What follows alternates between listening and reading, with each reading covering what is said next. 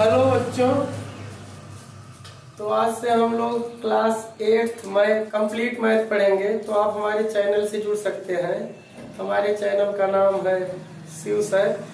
और हम लोग कंप्लीट कक्षा 8 मैथ, कंप्लीट कक्षा 7 मैथ और कक्षा 6, तो इन तीनों क्लासेज की हम लोग कंप्लीट मैथ डालेंगे। और आप हमारे चैनल से जुड़े और घर बैठे आसानी से निःशुल्क शिक्षा प्राप्त करें। एक ए पढ़ेंगे और इसमें सबसे पहले हम लोग जानेंगे जो पिछली कक्षा में हम लोगों ने सीखा था कुछ संख्याओं के बारे में, जिसको हम लोग इंग्लिश में कहते हैं नंबर। और आप क्लास 6 और 7th में भी कुछ नंबर्स के बारे में पढ़कर इस कक्षा में आए हैं। तो हम लोग पूरी जो क्लास 6 में और जो क्लास 7 में आप लोग पढ़े थे उन नंबर्स को एक बार फिर से रिवीजन करेंगे। कुछ चिन्ह परिपाटी हैं उनको जानेंगे, फिर उसके साथ कुछ और भी बातें हैं उनको जानते हुए फिर हम एक्सरसाइज पर आएंगे। और आपको अच्छी तरह से एकदम वीडियो ढंग से मैथ समझ में आएगा, ये वादा है। और मैथ को एकदम हम लोग सबसे पहले जानेंगे कि नेचुरल नंबर्स, जिसको हम लोग कहते हैं हिंदी में प्राकृतिक संख्या। अब प्राकृतिक संख्या क्या है कि आप लोग कक्षा 6 में पढ़कर आए हो। तो प्राकृतिक संख्याएं वे संख्याएं होती हैं जो 1 से प्रारंभ होती हैं और अनंत तक जाती हैं अनंत तक। और इसको इंग्लिश में कहते हैं नेचुरल नंबर। इसके बाद आता है होल नंबर। अब होल नंबर क्या है, जिसको हम लोग कहते हैं पूर्ण संख्या। तो आप जानते हो प्राकृतिक संख्या है, इसी में हम लोग जीरो को शामिल कर ले तो ये कैसी संख्या बन जाएगी, पूर्ण संख्या। क्या कहाँ से शुरू होगी, 0 1 2 3 4 5, ऐसे अभी कहाँ तक चला जाएगा, अनंत। तो आप अच्छी तरह से जान गए कि प्राकृतिक संख्याएं वे संख्याएं हैं जो 1 से प्रारंभ होती हैं और अनंत तक जाती हैं। और इन्हीं प्राकृतिक संख्याओं में जीरो को शामिल कर लिया जाए तो ये कैसी संख्याएं बन जाएंगी, पूर्ण संख्या। और पूर्ण संख्या, अब हम आपसे कुछ प्रश्न पूछते हैं। आपने प्राकृतिक संख्या और पूर्ण संख्या के बारे में समझ लिया। अब अगर हम आपसे कहें कि क्या सभी प्राकृतिक संख्याएं पूर्ण संख्या होती हैं, ये बात बिल्कुल सही है। क्यों? क्योंकि देखिए, अगर मैं यहाँ जीरो को ना लूं तो जितनी भी प्राकृतिक संख्याएं दिखाई दे रही हैं वो सभी कैसी संख्याएं हैं, जितनी भी प्राकृतिक संख्याएं वो सभी इसमें भी तो शामिल हैं। इसलिए हम कह सकते हैं कि सभी प्राकृतिक संख्याएं क्या होती हैं, पूर्ण संख्या। लेकिन अब मैं एक दूसरा क्वेश्चन पूछ रहा हूँ, क्या सभी पूर्ण संख्या प्राकृतिक संख्या होते हैं? तो इसका उत्तर है नहीं। क्यों? क्योंकि जीरो पूर्ण संख्या है, तो जीरो इसमें शामिल है लेकिन इसमें शामिल नहीं है। इसलिए हम कह सकते हैं कि सभी प्राकृतिक संख्याएं पूर्ण संख्या होती हैं, लेकिन सभी पूर्ण संख्या प्राकृतिक संख्या नहीं होती। अब इसके बाद हम लोग जानेंगे इंटीजर नंबर, जिसको हम लोग कहते हैं पूर्णांक संख्या। अब ये पूर्णांक संख्या क्या है, आप पिछली कक्षाओं में संख्या रेखा के बारे में पढ़कर आए हो। संख्या रेखा पर हम लोग क्या देखते हैं कि बीच में क्या होता है, जीरो। इसके राइट साइड कैसी संख्याएं होती हैं, धनात्मक। और इसके लेफ्ट साइड कैसी संख्याएं होती हैं, ऋणात्मक। तो अब देखो ध्यान से, जब जीरो, धनात्मक संख्याएं, ऋणात्मक संख्याएं सबको एक साथ शामिल कर लिया जाए तो वही हमारा क्या कहलाता है, पूर्णांक संख्या। इसका मतलब ये कैसी संख्या है, ये तो पूर्ण संख्या है। 0 1 2 3 4 5, और इसी के साथ ऋणात्मक संख्याओं को शामिल कर लिया जाए, -1 -2 -3 -4, इधर भी ये अनंत तक जाएगा और इधर भी ये अनंत तक जाएगा। तो आपने क्या देखा, ये कैसी संख्या है, यहाँ से यहाँ तक ये है आपकी पूर्ण संख्या। और इसी के साथ हमने किसको शामिल कर लिया, ऋणात्मक संख्याओं को। तो आप ध्यान से देखिए, ये धनात्मक है, ये ऋणात्मक है और जीरो भी इसमें शामिल है। जीरो ना तो धनात्मक होता है ना ऋणात्मक, तो इधर वाली धनात्मक संख्याएं हैं, 0 के राइट साइड और 0 के लेफ्ट साइड ऋणात्मक। तो जितनी भी संख्याएं हैं सब देखो धनात्मक संख्याएं, ऋणात्मक संख्याएं और 0, जब सबको एक साथ शामिल कर लिया जाए तो वो कैसी संख्या बन जाती है? पूर्णांक संख्या, जिसको हम लोग कहते हैं इंटीजर नंबर। अब फिर से वही प्रश्न कि क्या सभी पूर्ण संख्या पूर्णांक हो सकते हैं? सभी पूर्ण संख्या पूर्णांक हो सकते हैं। क्यों?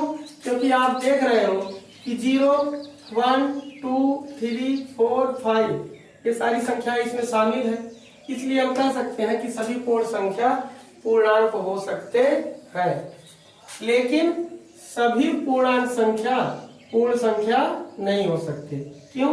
क्योंकि देखो पूर्णांक संख्याओं में कैसी संख्याएं शामिल हैं? पूर्णांक संख्याओं में ऋणात्मक संख्याएं शामिल हैं, लेकिन पूर्ण संख्या में ऋणात्मक संख्याएं शामिल नहीं है। इसलिए हम कह सकते हैं कि सभी पूर्ण संख्या पूर्णांक संख्या होते हैं, लेकिन सभी पूर्णांक संख्या पूर्ण संख्या नहीं हो सकती। इसके बाद हम लोग जानेंगे परिमेय संख्या के बारे में। परिमेय संख्या आप लोग क्लास 7 में पढ़कर आए हो कि जिसे हम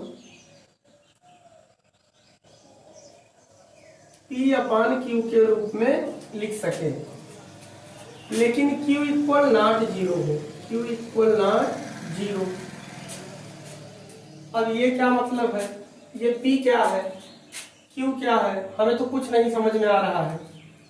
कुछ इस तरह के प्रश्न आपके दिमाग में आ सकते हैं, या जो जिनका थोड़ा सा बेस कमजोर है, तो जो बच्चे परिमेय संख्या के बारे में नहीं जानते, तो इस तरह से प्रश्न उनके दिमाग में आते हैं। तो देखिए बच्चों, यहाँ P/Q का मतलब है, P का मतलब है यहाँ अंश और Q का मतलब है यहाँ हर। इसका मतलब P/Q के रूप में लिख सके तो आप अपनी भाषा में, साधारण भाषा में समझ सकते हो कि जिसे हम अंश और हर के रूप में लिख सके। आगे है Q इक्वल नॉट 0, तो Q यहाँ किसको बता रहा है? हर को। इसका मतलब हर जो इस परिमेय संख्या का हर है वो क्या नहीं होना चाहिए? 0 नहीं होना चाहिए। तो अब आप समझ गए होंगे कि वे संख्याएं जिन्हें हम अंश और हर के रूप में लिख सकें, लेकिन हर 0 ना। जैसे आप बहुत सारी परिमेय संख्याएं बना सकते हो। जैसे अब मान लो ये आपके पास, ये इसमें तो धनात्मक संख्याएं भी हैं, ऋणात्मक संख्याएं भी हैं, 0 भी शामिल है। मान लो आपके पास इतना सारा नंबर है जिसमें सभी प्रकार की संख्याएं शामिल है। अब इसमें से आप कोई सा भी एक नंबर उठा लो। मान लो मैंने इसमें से ले लिया -1, इसको आप ऊपर रख दो। और फिर मैंने इसमें से एक संख्या लिया आपकी बार 2, इसको आप नीचे रख दो। तो आपको कुछ करना नहीं है। ये आपके पास बहुत सारी संख्याएं हैं, इसमें से आप एक संख्या कोई भी उठाओ, उसको ऊपर रख दो, फिर से दूसरी संख्या उठाओ, उसको नीचे रख दो। अब देखो ये किस फॉर्म में आ गया? ये आ गया P/Q के फॉर्म में, जो कि -1 यहाँ किसको बता रहा है? P को, और 2 किसको बता रहा है? Q को। अब दूसरी शर्त हमारी क्या है? दूसरी शर्त हमारी Q इक्वल नॉट 0 होना चाहिए।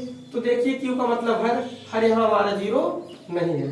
तो क्या हम कह सकते हैं कि -1/2 एक परिमेय संख्या है? बिल्कुल है। क्यों? क्योंकि ये P/Q के फॉर्म में है और Q बराबर 0 नहीं है। इसी तरह आप दूसरी परिमेय संख्या बनाओ।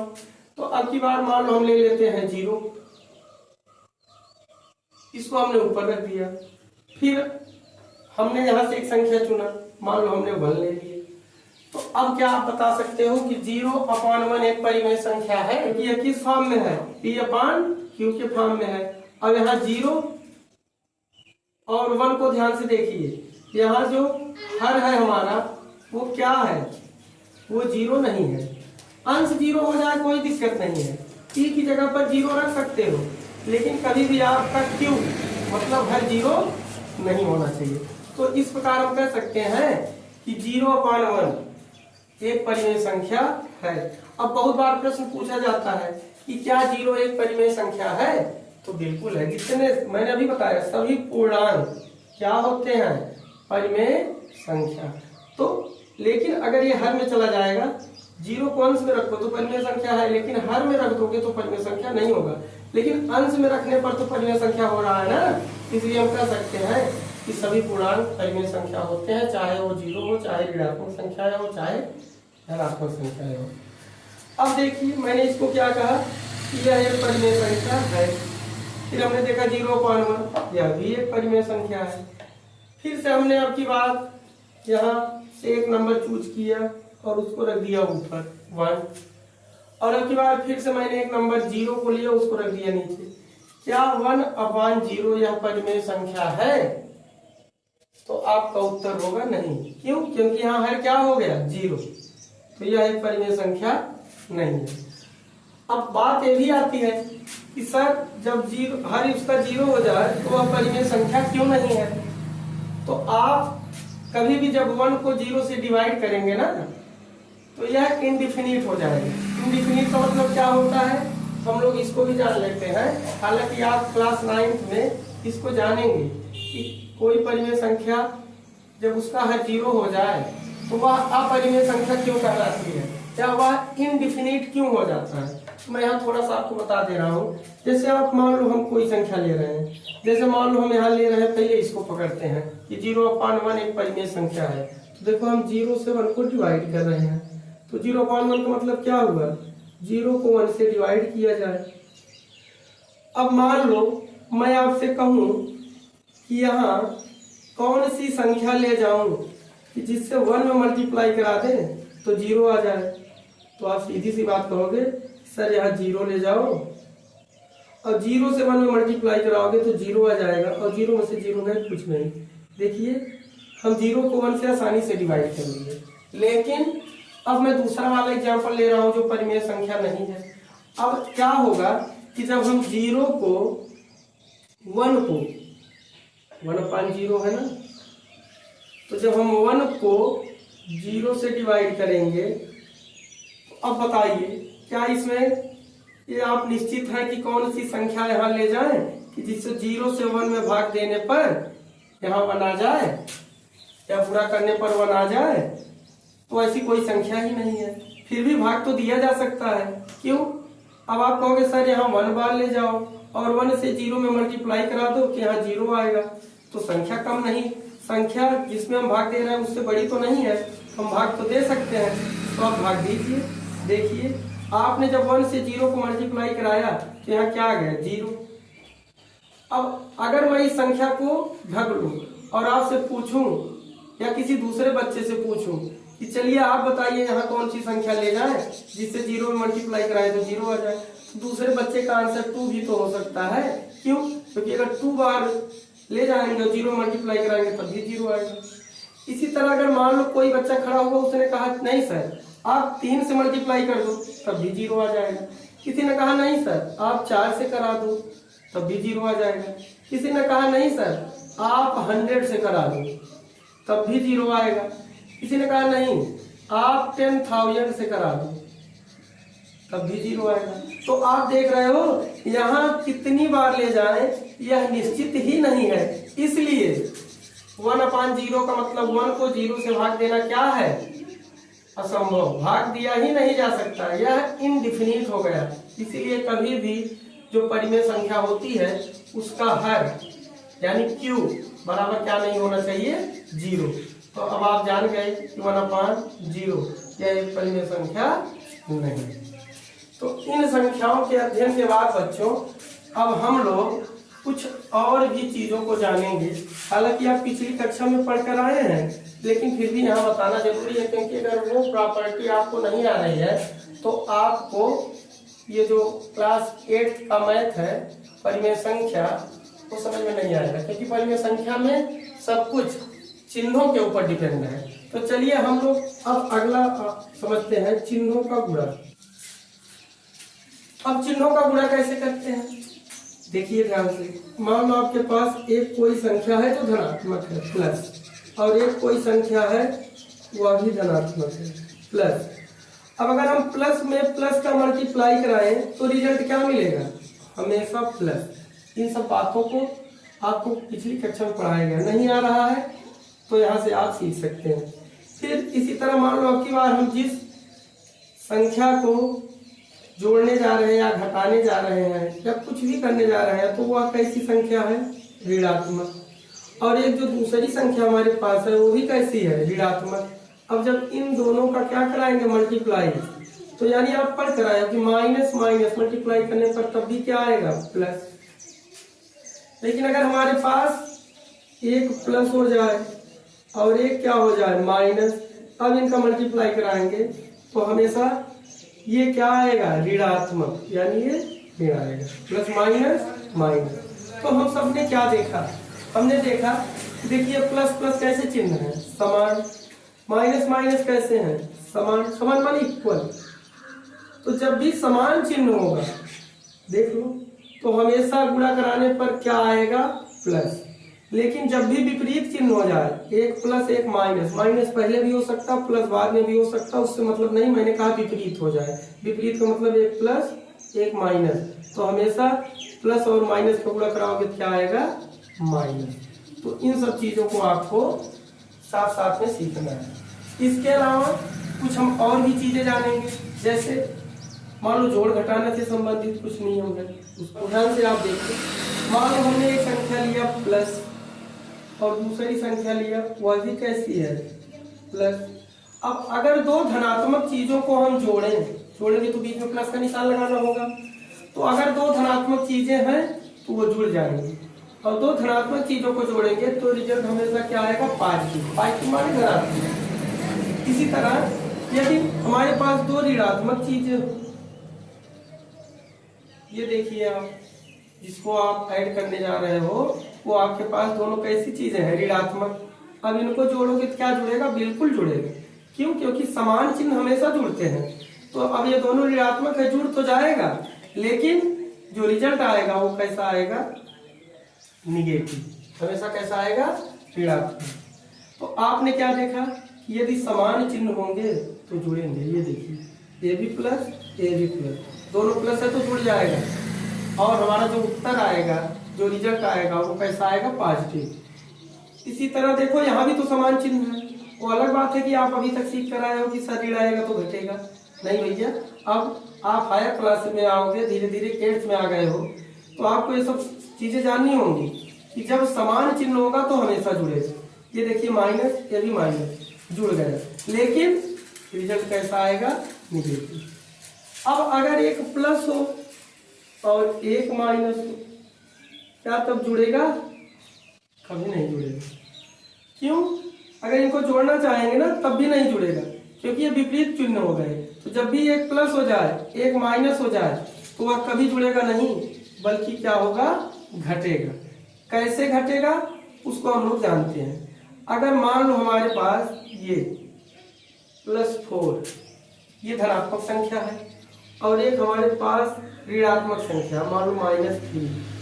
अब हम कहें इसको जोड़ो तो ये कभी नहीं जुड़ेगा। क्यों, क्योंकि एक पॉजिटिव है और एक निगेटिव है, एक धनात्मक संख्या और एक ऋणात्मक, तो ये तो कभी जुड़ेगा नहीं। जुड़ेगा जब समान चिन्ह होंगे। ये देखिए, तो इनको आपको घटाना होगा। कैसे घटेंगे, तो इनको घटाने का नियम है कि हम पहले देखेंगे ज्यादा वाले में से कम वाला घटाएंगे। तो देखो 4 में से 3 घटाओ, क्या आ गया, 1।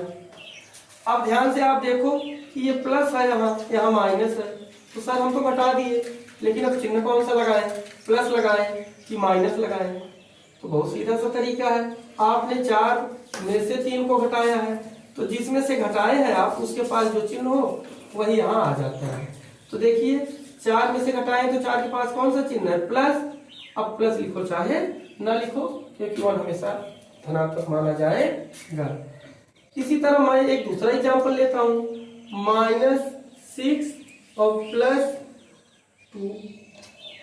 अब फिर से वही देखिए, एक ऋणात्मक संख्या है और एक धनात्मक संख्या है।